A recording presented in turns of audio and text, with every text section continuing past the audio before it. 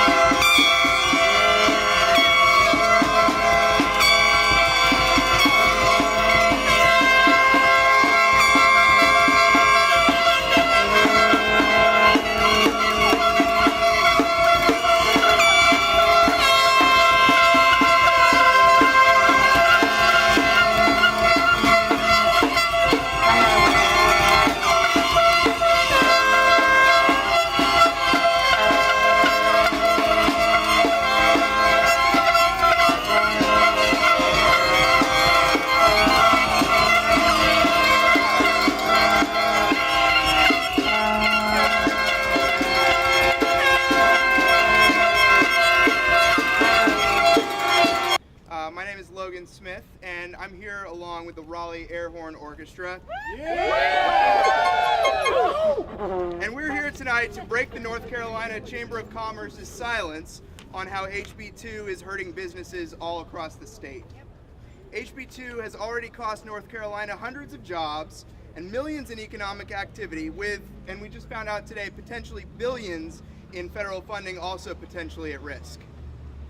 Hundreds of businesses have spoken out against the discriminatory and job-killing law.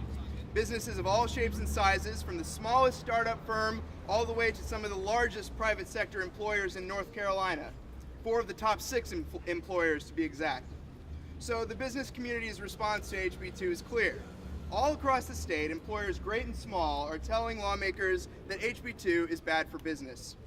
So why hasn't the North Carolina Chamber of Commerce spoken out against the law? Well, there have been rumors that the Chamber actually helped insert some of the more anti-worker provisions into the bill, and while we have no way of knowing what went on behind closed doors when the politicians were crafting this awful bill, it certainly would explain the Chamber's conspicuous silence on HB2 now that it has blown up in everyone's faces. Ladies and gentlemen, good evening. I am Greg Doucette. I am an attorney here in Durham, or in Raleigh. We work with entrepreneurs all over the Triangle.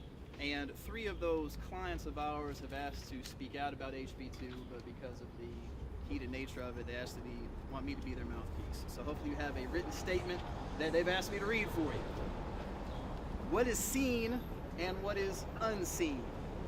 Frederick Bastiat first wrote those words 166 years ago, explaining in his parable of the broken window how destruction can never be an economic gain. We ask our legislators to keep that parable in mind when they assess the destruction caused by House Bill 2. The 3 of us are small business owners, running a family-owned restaurant, a janitorial service company, and a software company. One of us is a Republican, one a Democrat. and one proudly unaffiliated. While each of us votes regularly, we are too focused on growing our businesses to get involved with the daily happenings at the General Assembly. Let us emphasize that we are small. It is because of our size that the effects of House Bill 2 are so serious.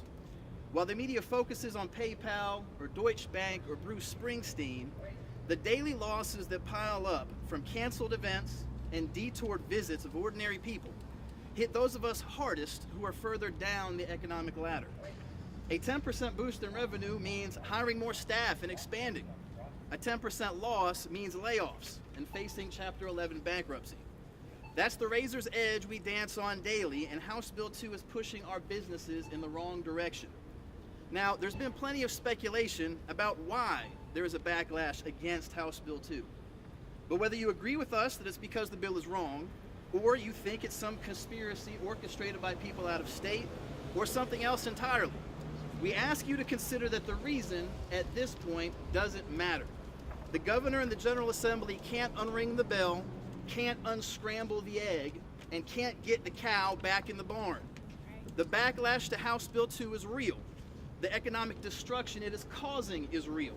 And no amount of spin or marketing is going to change that. We call on our legislators to remember not just what is seen, but what is unseen. Remember those of us in your districts simply working to provide for our families. And remember that repealing House Bill 2 in its entirety now is the only way to do that. Thank you. My name is Zach Medford. I'm the president of Isaac Hunter's Hospitality. I was born and raised right here in Raleigh, and I've spent my whole life in this city. I've watched it turn into an inclusive, vibrant community, and I'm proud of my city. But HB 2 and its effect on our economy has drastically changed the perception of our city nationwide. Bigotry is bad for business. When Bruce Springsteen cancels a concert or a $1.7 million conference moves to Baltimore, my employees suffer. It's taking money out of their pockets for a hateful law that was based on the politics of fear and hatred. We need to repeal HB 2, we need to repair our state's reputation, and we need to bring these dollars back to North Carolina. If you truly care about our state's economy, Governor McCrory, it's time to stand up and admit you made a mistake with this law. Thank you, Zach. And our final.